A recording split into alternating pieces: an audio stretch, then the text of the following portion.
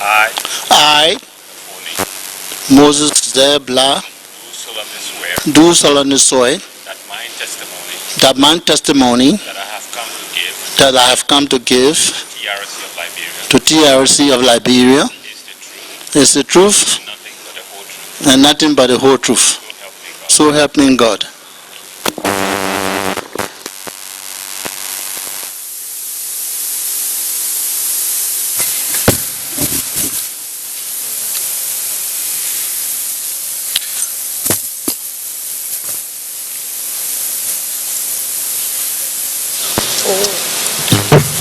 Good morning, Mr. Witness. Yeah, good morning, Chairman. Thank you for coming. And on behalf of the Commission, we want to say welcome and express our appreciation that you have taken up time of your busy schedule to honor the invitation of the Commission to come and contribute to the peace and reconciliation process in our country. As you know, the TRC grew out of the Accra Peace Accord, and since the last 2 years, consistent with the mandate of the TRC in the TRC Act, the Commission has been conducting a number of activities which has led to where we are. This public forum is happening because we believe that people make history.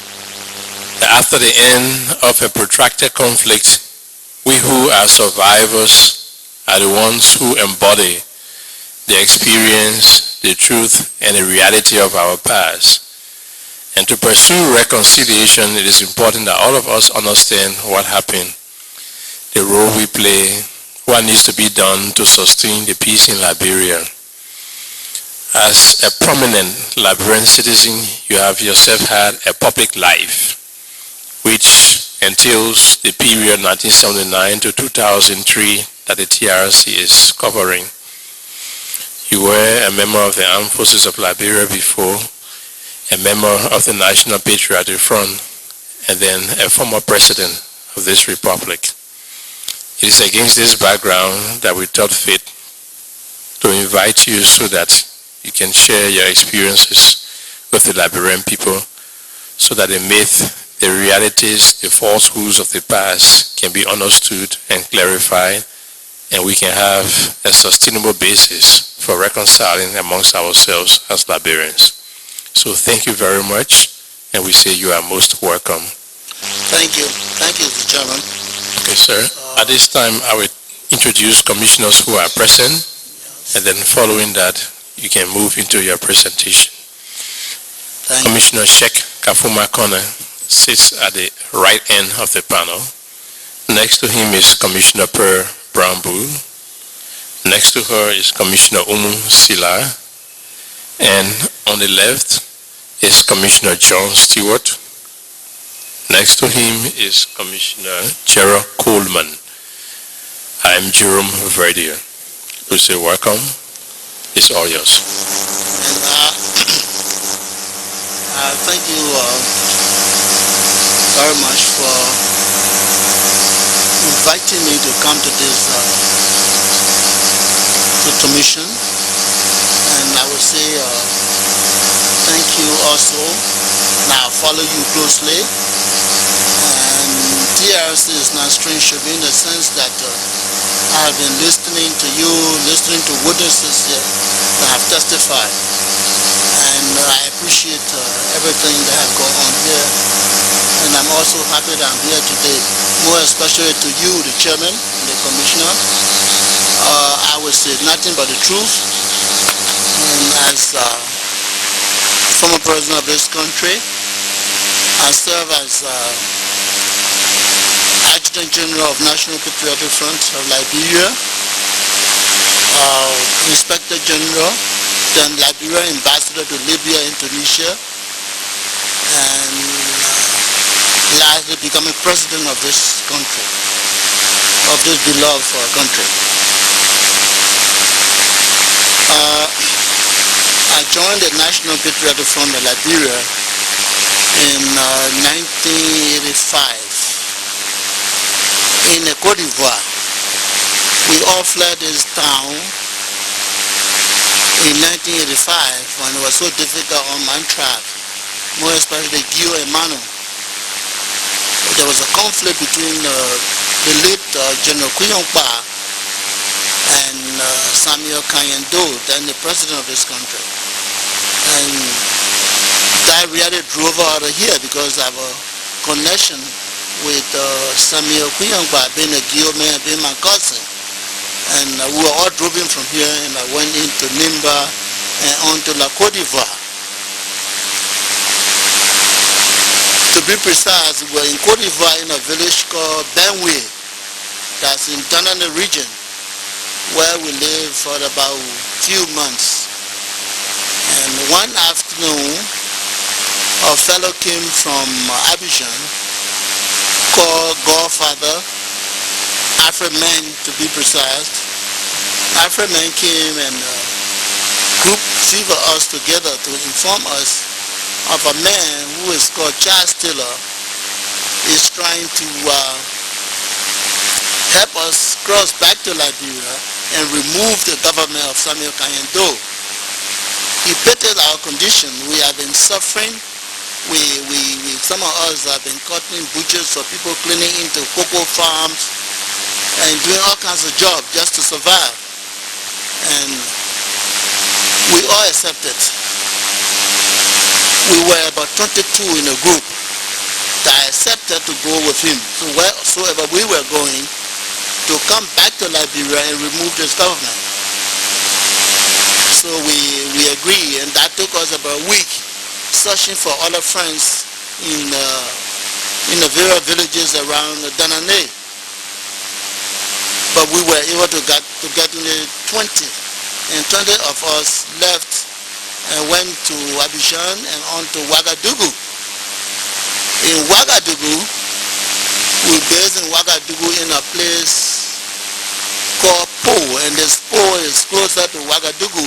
It's a military base. But then we went on to another village where we were like a secret place. There was a little conflict in the town between Tama Sankara and Blaise Compaoré. But we didn't know what was going on. But we were taken to a secret place, and while we were there for a few weeks, and on the Thursday, I cannot remember the date to be precise, and we were taken to the airport in Ouagadougou to a plane, a Russian plane, and the pilot of the plane came down, and some other men of Burkinabe army came and said that you people are going on to Libya. We didn't know this before. We thought we were going to stay in Ouagadougou and train as commandos. But then we agreed, and we boarded the plane, and the plane took off for Tripoli, Libya. And what was that? The date will come later. We went into Tripoli, and we were taken by bus from the airport to a camp called Tajura camp. This camp is of an old American Air Force base while they were fighting in Vietnam. It's near the beach, some kind of beach very close to the city. And there where we were. And after a week or two, some officers of the Libyan army came and said, well, the group is small, and we cannot just train 22 men to fight in a whole country, a whole army of a country. You people have to be here and wait here until whosoever brought you here will come. At this time, we got news that Charles Taylor was in jail in Ghana. And while we were in Ouagadougou, who we saw was Agnes Taylor, Godfather, who took us there, and the two first commanders we had, they were Cooper Miller and Augustine Wright. Those two men we saw, they talked to us, and they went with us, but Agnes did not go to Libya with us. It was Cooper Miller and Afro-Man that went with us to Libya. So we were there waiting, and it took about a month or two. So this fellow who took us to Libya now, Cooper Miller, who's supposed to be our commander, one night he called a meeting and he said that it doesn't make sense to him to come all the way to Libya to train for a conquer man. And what is our decision? He said, look, what we should do now, we have to name this organization. At that time, the organization has not been named as National Patriotic Front of Liberia. We didn't have name to it. So he said, what I would do is that we give the organization a name and we can recruit. We can send back home for our brothers to come and join us. But because this man who's supposed to be our leader is not coming, and we are just wasting time in the desert here. But then I refused. My point of argument at the time was that Godfather told me earlier that Charles Taylor, who was supposed to be the head of this organization, had married a woman from my village. I'm from Toward Town, Lima County. So I was a little bit impressed by that. So I said, well, since this is the case, I have to stick to this man who had married my girl from my hometown than to deviate to another person who I don't even know much. So that didn't go down well with Cooper Miller, who was then the commander. He said, well, what I would do to you is that since you refused to accept what we are saying, we will have to call the Libyan authority. You are an agent for Samuel Kayento. You have come here as a spy, and you would not be in this group. I thought he was joking. One evening, a military police jeep came, and they asked me to get on board the jeep, and I did. And we went on to a place called Mantaba Camp, and they took me away from the group. I was there for about 3 weeks. I've been fed properly, I was sitting, I was sleeping well. It was a comfortable place. Then in the army camp where we were. After the 3 weeks, one weekend, the brother of Charles Taylor, the late Batu Taylor, came from Ouagadougou. And he was looking for me, and he was directed to where I was in my apartment. He said, oh, Moses Blah, what are you doing here? I said, well, I was brought here by Cooper Miller and Augustine Wright, that I was spy for Samuel Kayento, and it was not necessary I stay in a group there with them. While I was sitting there, he came, he said, well, we are not talking now. We will talk later tonight. When we go to eat, I will tell you why I'm here. Then we went to dinner, and he said, well, he was sent there by his brother Charles Taylor. Charles Taylor is all a Jew. He has left Ghana. He is now in Ouagadougou. He's on his way coming. But he was asked to come and inspect. He's hearing some funny news from the base that the people are trying to rebel against him. So I said, well, that I do not know. What I said was changing the name of what we are here and changing it to another person, which I disagreed. Then he said, well, let's sleep over it the next day. The next day he left and said he was going to the camp where we were, because there where he went. He went and met the people in the camp. He was there for about 3 days. Later he returned to Mataba, where I was. And he said, well, look, we will have to wait here. I'll wait here with you. My brother is on his way and he will be here soon. We were there for another week. He was not coming. So I asked him, I said, well, I will make a decision. I talked to Libya, the Libyan authority, that I go back home. I go back to Cote d'Ivoire and find something else to do.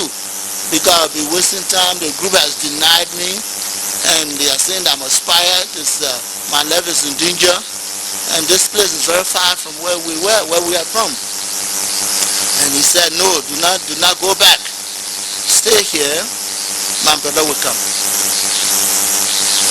That evening, luckily for me, that evening the Libyan, one of the commanders came from the base. He's looking for who was Moses Blah. I said, Moses Blah.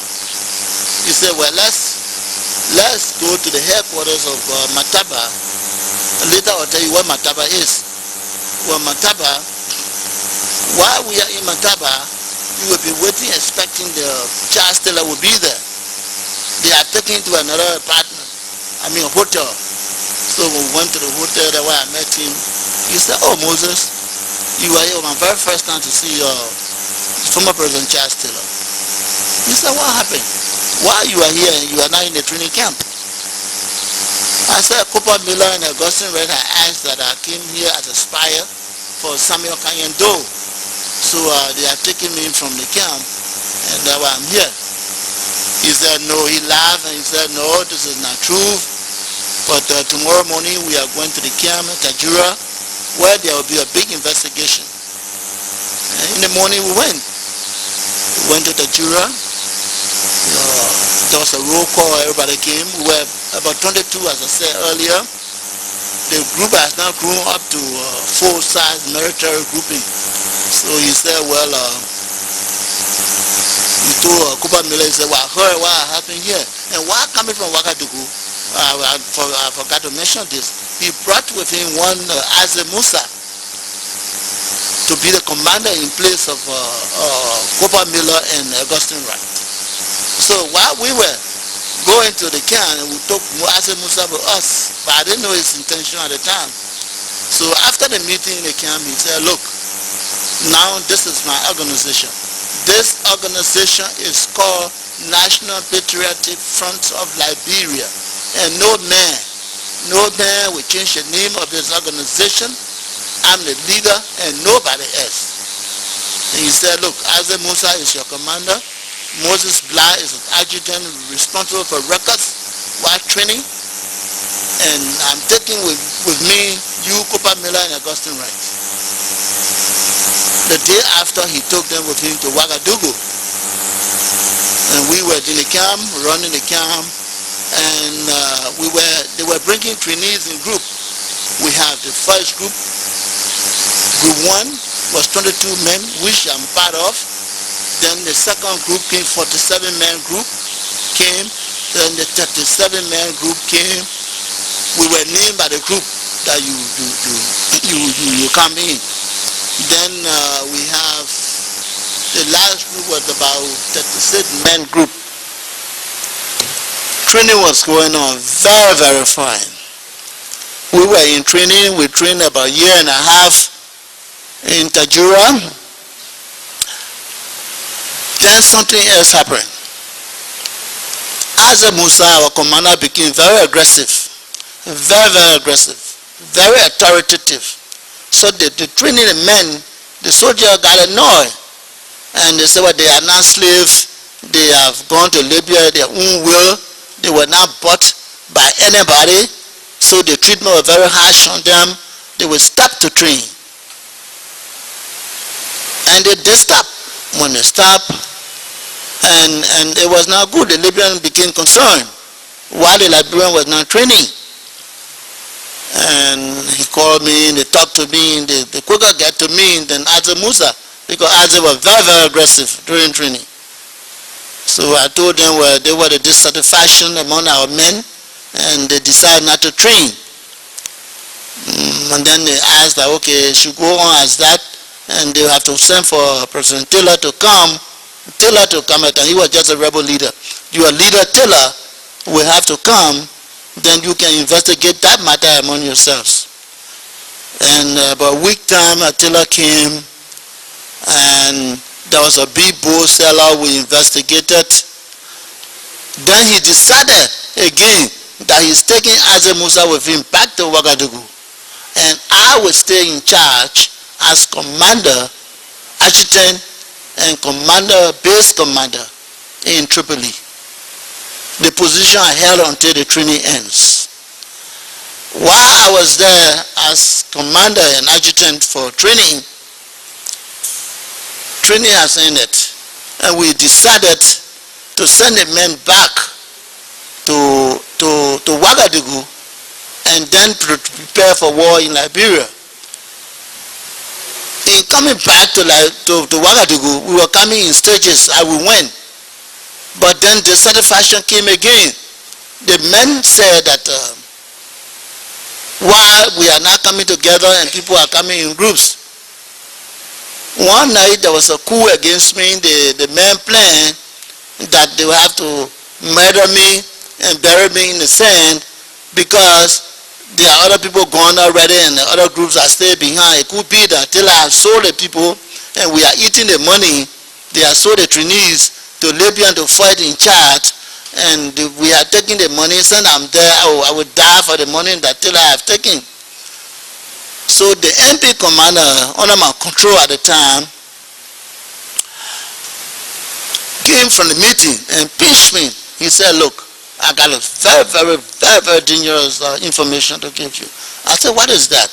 He said, well, look, tonight by 4:30, if you count down to call to assemble the men for roll call, something will happen to you. You might not survive it. So I said, why? Then he explained what was the plan, what was discussed in the meeting. So I sat there and I didn't know what to do at the moment. I thought for a while and said, fine, I know what to do. I called another fellow. I have the MP commanders, then I have another commander for security, then I have another commander again for control. There were three, able-bodied men I had there, they were for that purpose to control the men. As you know, it's a military training, we have to be very rough. So I ordered them. I said, look, go into the buildings, in the various rooms, and arrest the name that are giving me. I said, look, arrest these people and bring them to me. But first of all, let's investigate. Look, let's investigate if the information is correct. I went down myself, creeping to the steps that we were under, and I saw this man, Robert Wansalier, one of the trainees, were already there with an iron bar, waiting to mock me early that morning if I come down to call for assembly for the soldier to go online. But when I saw him, really, sleep had carried him, he was sleeping. So I came back up in my room and decided to wait and call for my men. So I told my men to go down and arrest him and take anything that like evidence that like what I said, that you were going to mob him with a stick or an iron bar or so. So they went and have him arrested, brought him to me. We were on the investigation till morning, and other people came forward and they all admitted that they wanted to do this because they were delaying. Everybody left. Why is it that they are staying in Libya? So as I order the Libyans to come to my aid to have them arrested because I was afraid and have them detained. The Libya refused. While the Libyans said that, well, you have the authority as a commander here. You have all right to detain your own men. We will give you protection. And what I did was I ordered everybody to go to jail. There are about 13, 15 of them. I have them detained. Then I called to our leader, President Taylor in Ouagadougou, to come because I'm afraid I could be killed for nothing. Exactly, he came. When he came, he told the man, he said, well, we have to go back as we came. We are going back by stages in groups. We didn't come together. Now, why is it that you people are causing problem here for the commander? We settled that. That day he took with him all the troublemakers, those who have put a contention that they were not going, they were all taken with him to Ouagadougou. And lastly, I took the last group with me to Ouagadougou. And while in Ouagadougou, we were taken to a place, a camp. I was in the camp. I was an adjutant responsible for records. I was in the office in Ouagadougou, and the men were taken to a camp. What we did, every week we go with food supplies to them, get medical equipment for them. We make sure that doctors will see them. At the same time, we are taking some men to come to the border of Liberia to to inspect how do we enter into Liberia. We had some intelligence people that we brought. We were already trained for that purpose in Libya, and they were there already at the border, waiting to find ways for us to enter. Then at one point, President Taylor said, "What you would do, Moses Blah? You are not going. We are brought to attack Liberia. You will have to go back to Libya. Since the Libyans are promising us to give some weapons to help start to enter this country, you have to be there to pressurize them to make sure that those things are delivered on time." I was not around the border during the starting of the war that night. I was in Libya. So I was in Libya, no news from Taylor, no news from anybody, isolated in a place called Mataba, as I said. And one evening, it was on the 1st of January, it was at the end of the year, then January the 3rd, a group of Libyans came. Half our delegation came. They were a little bit angry. And they said, Moses, we are hearing from radio that Charles Taylor has attacked Liberia already. They are fighting in a place called Butu. Do you know what Butu is? They came with them. They brought up with them a map from Liberia. So I said, Butu. I said, but Butu is very far from Monrovia. And that discouraged them again, because showing them Butu on a map and the distance from Butu to Monrovia is not an easy war to fight. So they said, but this is a mistake again. We are not giving Taylor the go-ahead to attack Liberia. We were telling him to wait. We are doing the groundwork. Why is it that he has to go to attack at this time? But anyway, what we will do right now is that we are talking to Blaise Campari in Ouagadougou.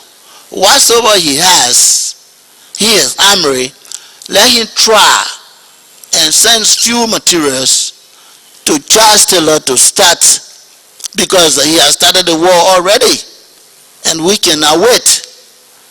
So then you have to go to Ouagadougou to arrange that, or you have to be there to see and supervise that. Then we will have to call you back. When I got to Ouagadougou that afternoon, the next day, and I went to a fellow who was responsible for this operation. He said, those things you are talking about left last night. They are all gone. It means that you have to go back to Tripoli, because those things are not here.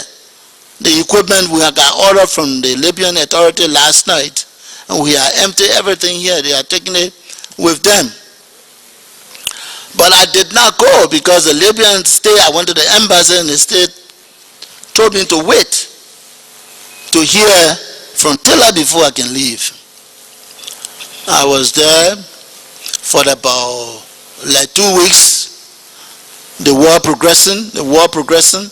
I hearing news that some wounded people have been brought to Abidjan, and one of them having to call me and said that the war is not easy and we are really fighting.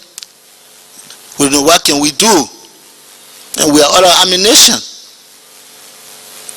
That afternoon, Taylor came to Abidjan. When Taylor came, he said, well, what you would do.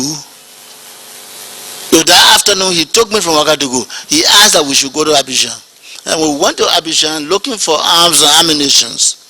He has a contact with some people there. The late